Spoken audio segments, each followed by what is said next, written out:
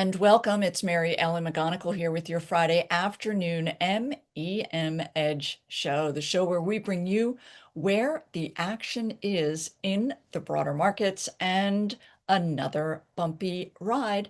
We are going to take a look at these markets. We are now trading below key support, but I do have other areas of support for the markets that I will share with you, other levels that you will certainly want to be aware of. Before we get into all of that, let's take a look at some of that news that drove price action last week. And certainly it was a waiting game for Nvidia. They did report their earnings on Wednesday after the markets closed. We will get into that. Prior to that, there was a release of the Federal Reserve's meeting notes from their most recent meeting. And it was in those notes where it was reviewed that, again, there was not certainty surrounding a possible rate cut in December, and that certainly caused an uphill battle for the markets. As we moved through, there were two Fed officials that made comments today where they alluded to the possibility of rate cuts, but in the end, it certainly created a very volatile backdrop as far as the markets. That Fed policy is very critical to how the markets perform. So we will want to stay on top of that. We are going to take a look at volatility. And also we did get US jobs report that did come out on Thursday. So we did see an initial aftermarket rally in Nvidia and a number of AI related stocks, but it certainly was stalled and then reversed going into Thursday. And for those of you who have not already, I urge you to take a look at my twice weekly MEM Edge report. I did, in addition to that Sunday and Wednesday really deep dive and review of the markets as well as stocks on our list. I did also put out a Monday alert last Monday and then a Thursday alert the prior Thursday, again, digging in, talking about this shift that was taking place beneath the surface. So let's go ahead from here and take a look at the markets. And again, beneath that, we're going to take a look at sector rotation that is continuing to take place. And here we are with the daily price chart of the S&P 500. And here is that big break that certainly added to deterioration that we had already seen in the broader markets, with the S&P 500 closing below that key 50-day simple moving average. We did see high volume, and that's all about distribution, indicating that institutions may well be lightening up on their positions in the market. So if we look at this RSI, it is also down here in negative territory, as it has been, and the MACD is negative as well. What I wanted to highlight from here are a couple of key areas that you can pay attention to as far as what to be concerned about. There is a key area of support here at this 6,500 to 6,550, but just around this level. Should we close below this key area on heavy volume, we may well see further deterioration even as far below to this key 200-day simple moving average. And then on the upside, any rally attempts, you will want to pay attention to the levels here as it relates to possible resistance. And that's taking us up here to that 6750 level. Ideally, we do want to get back above these key moving averages and get that RSI back in positive territory. We also have that MACD now down here in negative territory as well. From here, we'll take a quick look at the NASDAQ, and it's in a very similar position, trading back below that 50-day simple moving average, negative RSI, and a negative MACD. A couple of items that I did want to share with you beyond taking a look at the broader markets is refining your view so that you can get a really good sense of breadth. Are we seeing the markets overall deteriorated? Is it just AI related stocks or not? So what I will share with you, among other key indicators that I look at, this is a view of the S&P 500, and it is a percent of stocks that are above that 20-day simple moving average. And that's going to be more restrictive than that 50-day. It is going to indicate a more bullish bias. And today we did see that percent of stocks trading above their 20-day simple moving average was up almost 70%. Now, you will see that this is a rather volatile view of the markets. However, when we see this type of sharp move above that 20-day simple moving average, certainly for me, I am going to be quite curious as to what areas are in fact exhibiting a somewhat bullish bias. And we can go back to other days when we did have a pretty big percent moving back above that 20-day, and then how it did, in this case, evolve into an uptrend. So what we're going to look at here is a view of the members in the S&P 500, the stocks that are in that index. Quite simply, I've sorted it by today's price action, because today is the day that we did get that increase in the percent above the 20-day. And from here, very quickly taking a look, you can get a sense of where that outperformance took place. Now, this is not telling us what names did advance above their 20-day. It's quite simply on a percent basis, but we can see that we are heavily weighted in consumer discretionary. We have Ross stores up here, CZR, and we also have DHI, the housing stocks, and a number of these names. There are different reasons for their advance. Certainly earnings are the driver here. We're going to take a look at a couple of other retailers that came out with numbers last week, and they did perform quite well beyond that. And then also with the housing, this is all about today. There were two Federal Reserve governors that came out, and their discussions relative to rate cut possibilities did in fact help this interest rate sensitive area. So as we scroll down, taking a look at Lennar, another home builder here, and we also did see consumer staples on the move higher. When we get into that view as far as sector rotation, you will in fact see that. But here again, Expedia and a number of consumer discretionary consumer-related stocks, CarMax among them.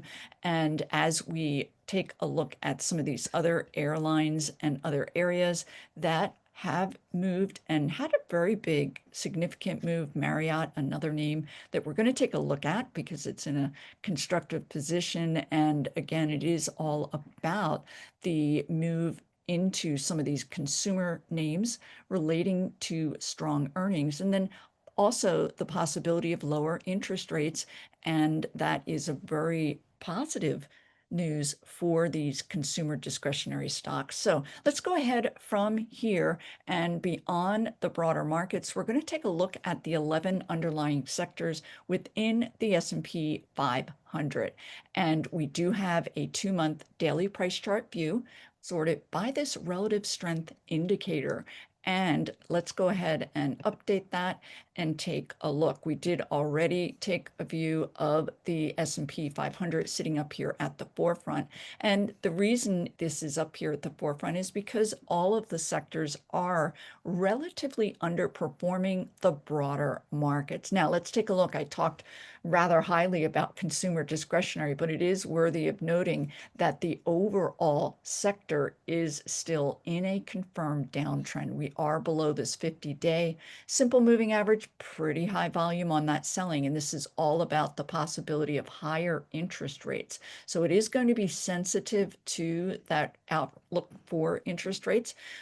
We can see, however, that we are potentially having a turnaround in this RSI, and you can see that when that RSI turns positive, you can have a nice, healthy advance theoretically with this discretionary area. Let's take a look at some of these other sectors here. You can see communication services also in the potential beginning stages of showing a bounce, a move higher.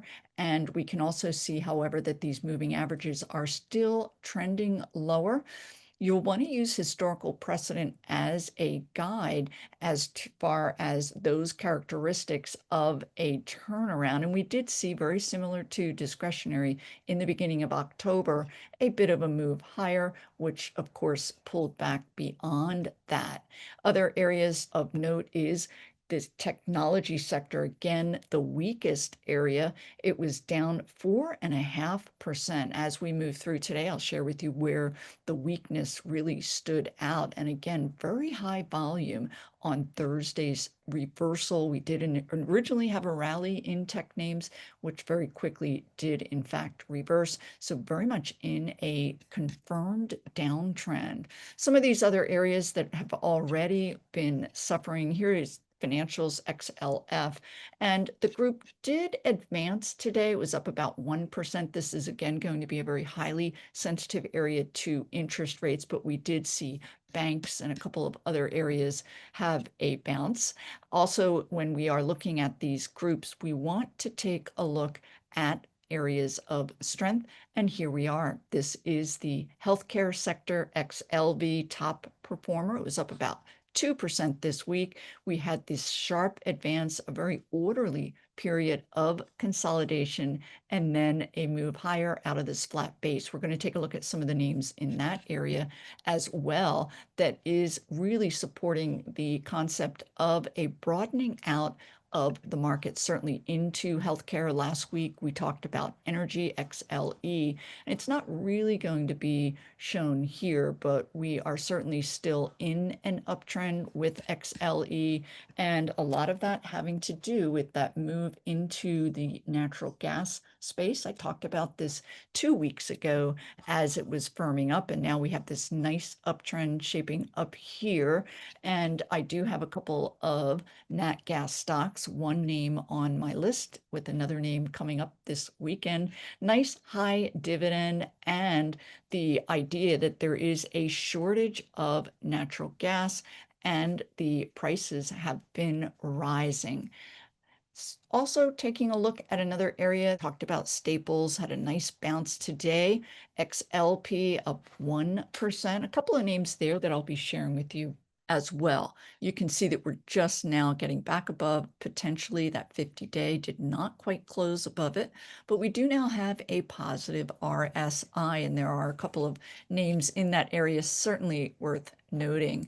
From here, we are going to take a look at ETFs that are going to help refine your view relative to sector rotation, weakness versus strength. And this is using ETFs that are very useful and powerful in identifying that strength in different areas. We have a 2-month daily price chart view. Again, RSI, that relative strength indicator, sorted in descending order. So this is going to really refine your knowledge as it relates to what's shaping up beneath the surface. I talked about XLV. Take a look. IBB, this is that NASDAQ biotech ETF. Nice high volume as this group advances.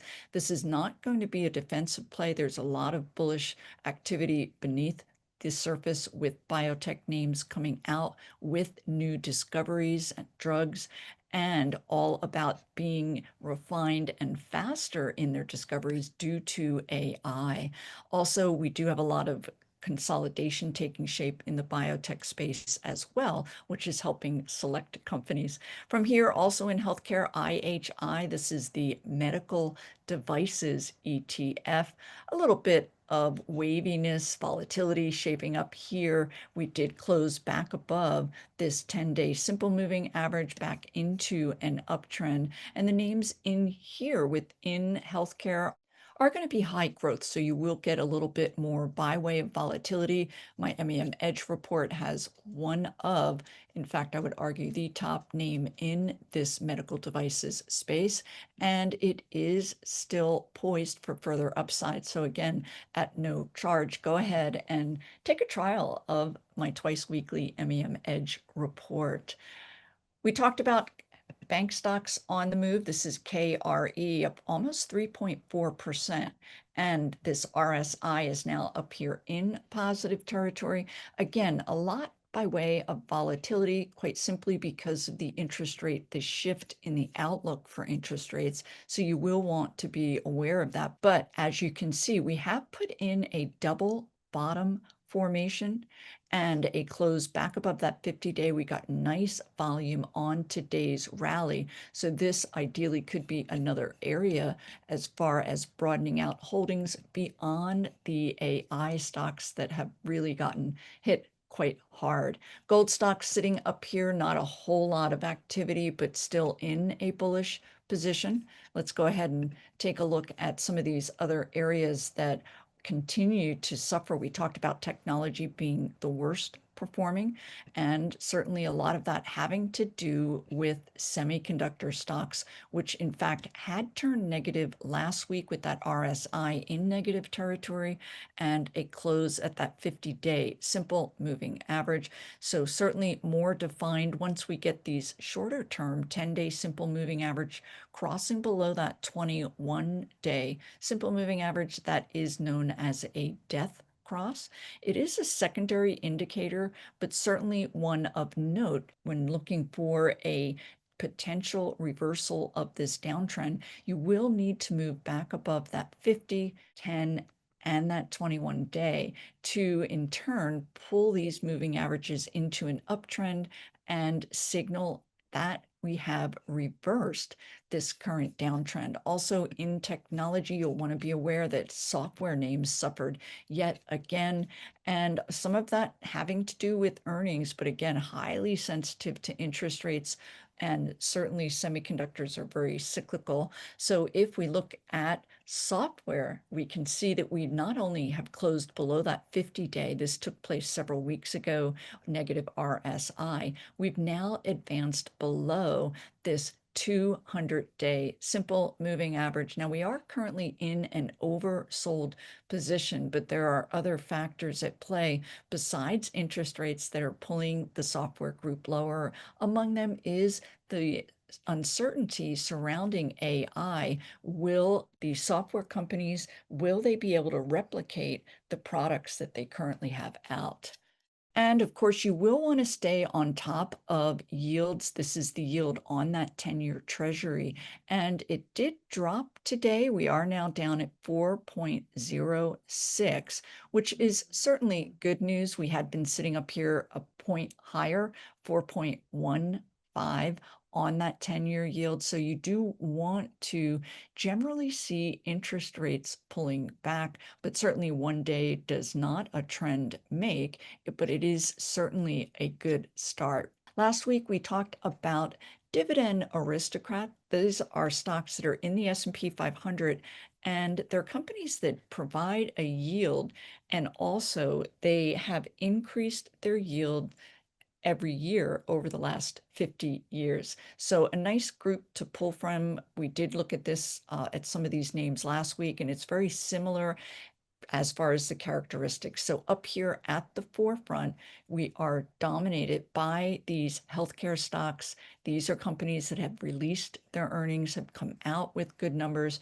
and are poised for further upside. Here we are with Medtronic.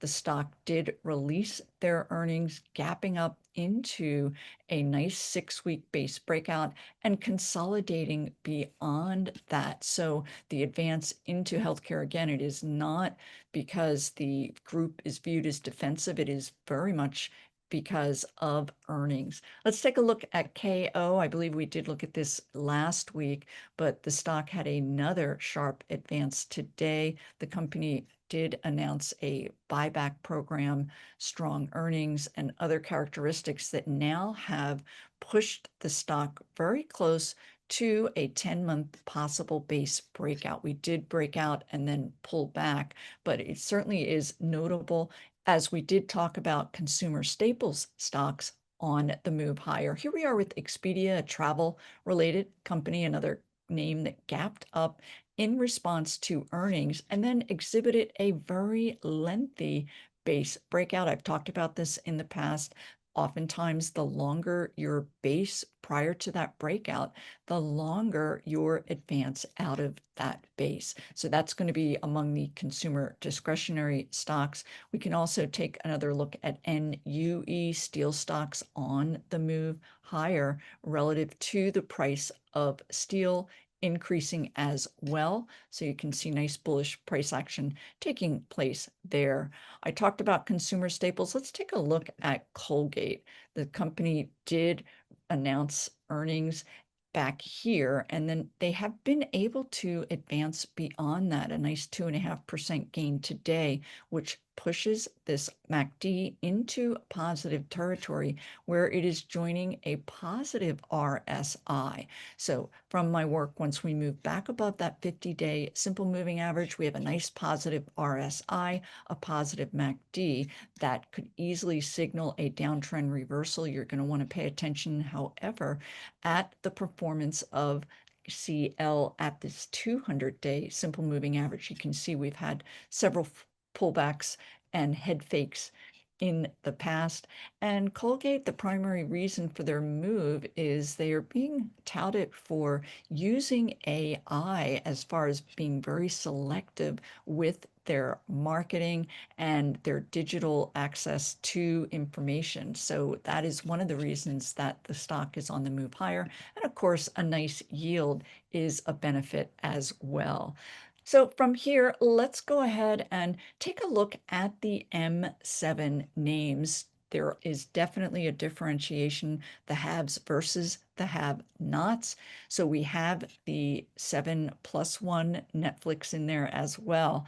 And it again is a 2-month daily price chart view. And let's take a look. Alphabet had a fantastic week, certainly when you look at it relative to what took shape elsewhere in the markets. Nice high volume on those rally days. And this is all about the company's release earlier last week of their Gemini 3 AI product, and it was very favorably viewed. You can see we have a nice positive RSI and that MACD poised to post a positive bullish crossover.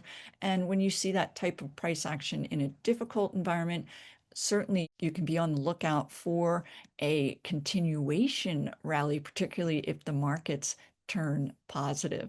Apple also continuing to remain up here at the forefront, very much in a period of consolidation, but that RSI still remaining positive with that MACD. As we take a look at some of these other names, you will see Amazon coming back to a downtrend, which they had been exhibiting back here late September into October, all about AI related competition, and it is coming back to the headlines again. We now have a negative RSI, a close below that 50-day, and now a negative MACD. You also will want to be aware of Microsoft's continued deterioration. The company came out with earnings and originally rallied on the news and then promptly did pull back. You can see this negative RSI as the stock continued to descend below that 50-day simple moving average and a negative MACD. Let's take a look at one other name here. You will want to also be aware that Meta Platforms, this is very much in response to earnings. The stock gapped down and a continued slide. We are in an oversold position with that RSI below 30. However, it can stay in that area as long as sentiment does in fact stay negative. We can also see that this MACD is on the cusp of a possible downtrend reversal. So if we can get that black line up through the red, have the stock move back above this downward trending 10-day, we can use this late April downtrend reversal out of that bear market as precedent. I'll take a minute here to mark this up. And at this time, the stock is pulling back because of their excessive spending on AI and the need to fund that spending. So here we are with this black line up through the red coming out of that bear market. We had that RSI move into positive territory, and then the stock slowly begins to move above these moving averages and come out of that downtrend. Talked about sharing some of the companies last week that released earnings, and they are going to be in the consumer or retail space. They are generally the companies that will be reporting as we get closer to ending earnings season. And here we are with Ross Stores. Take a look at this 8.5% gap up, very high volume. We have that nice black line up through the red. And from here, you will want to take a look at a weekly chart. When we've had these big advances, certainly in the face of a difficult market, you will want to keep an eye on the longer term chart. And you can see that we now have a RSI that is in an overbought position above 70. We can see that it has been able to retain that in the past. But again, for that longer term outlook, we are a bit stretched. So you will want to keep that in mind, certainly given the dynamics elsewhere in the markets. Another name that did report this week came out with good numbers, and that's Walmart. Here we are with that downtrend reversal and move back above that 50-day simple moving average, and nice high volume on that buying. A little bit of give back, about 1.5% of a pullback today, but certainly still in a positive position. We can also take a look at Gap. This is another retailer that came out with numbers, and they were good. You can see this nice downtrend reversal, high volume. We have that RSI and MACD both in bullish territory. Other names that did not report but are beginning to firm up in the retail space. This is Wayfair.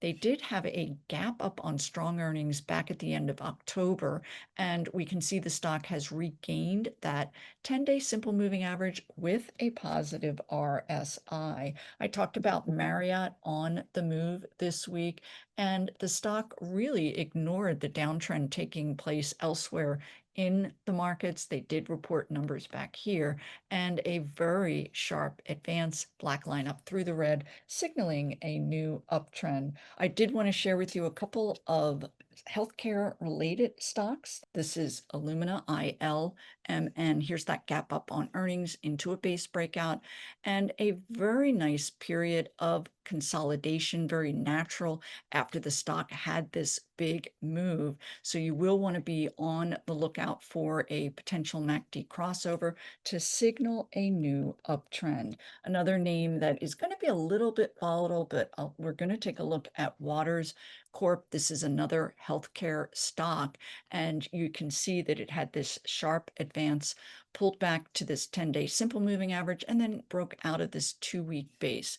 I want to highlight this name because, again, if we go back to that monthly chart, you can see that it has had periods of relative outperformance. It does have that ability to lead once institutions get interested and the stock begins to advance. We're coming out of a 3-year period of a consolidation, and a move back above this high earlier in the year would be certainly quite constructive for a longer term potential move. Another name that we can take a look at that is in this healthcare space is IDXX. And here we are again with that gap up. As you can note that I am focusing on those companies that have come in with strong earnings. There's a sound reason that they would be outperforming. The growth outlook is also bullish. It did pull back to this 21-day simple moving average, but regained that uptrend with a close back above its 10-day simple moving average.